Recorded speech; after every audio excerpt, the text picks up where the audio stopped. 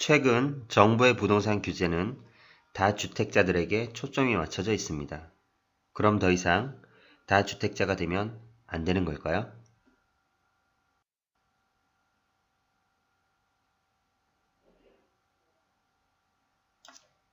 기존의 다주택자들은 내성이 생겨서 괜찮을 수도 있지만 새로 부동산 투자를 시작하거나 주택수를 늘려나갈 계획을 가지고 있는 사람들은 여러 가지 고민을 많이 합니다.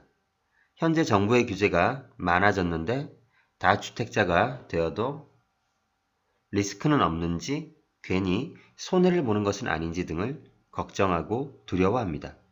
그래서 실천을 가로막기도 합니다. 이런 상황 속에서 다주택자를 꺼려 한다면 가장 큰 이유 중에 하나가 세금 때문일 것입니다. 그리고 대부분 주택 매도 시 내야 하는 양도소득세 걱정을 가장 많이 합니다. 이유는 정부의 부동산 규제로 인하여 양도소득세율이 계속 높아지고 있기 때문입니다. 하지만 양도소득세도 집을 팔아야 납부하는 것이고 집을 팔 때 부동산 정책은 또 달라져 있을 수도 있습니다. 그리고 세금은 조금이라도 벌어야 내는 것이지 돈을 벌지 못하면 낼 수도 없습니다.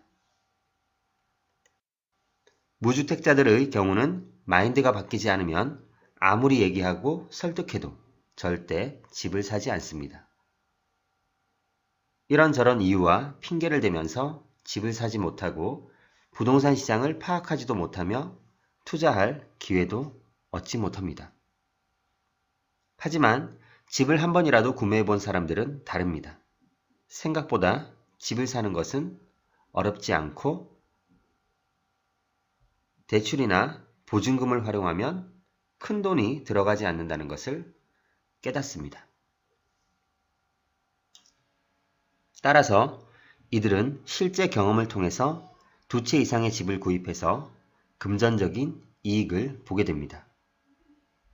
부동산 투자는 이렇게 한번 경험을 해보았는지 아닌지의 차이가 굉장히 큰 역할을 합니다. 정부의 규제로 보유세가 오르고 양도소득세가 중과되면 수요가 줄어드는 효과를 볼 수 있습니다. 하지만 이런 규제로 공급자들의 리스크 또한 높아지게 되어 수익이 줄어들고 공급도 자연스럽게 줄어들게 됩니다. 이렇게 되면 실수요자나 투자자 또는 임차인 모두 집을 얻으려고 경쟁해서 가격이 올라갈 수도 있습니다.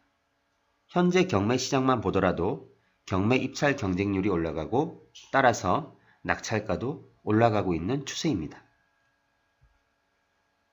다주택자가 되려고 한다면 정부의 정책을 여러 각도에서 분석하는 자세가 필요합니다.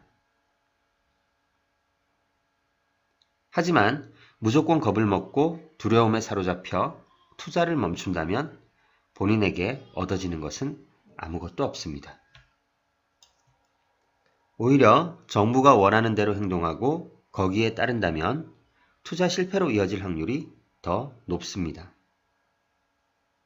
현재 다주택자들은 조용히 수익을 내고 있으며 정부의 규제로 인해 그 수익이 줄어들 수는 있지만 여전히 돈을 벌고 있는 그들은 또 다른 기회를 기다리고 있을 것입니다.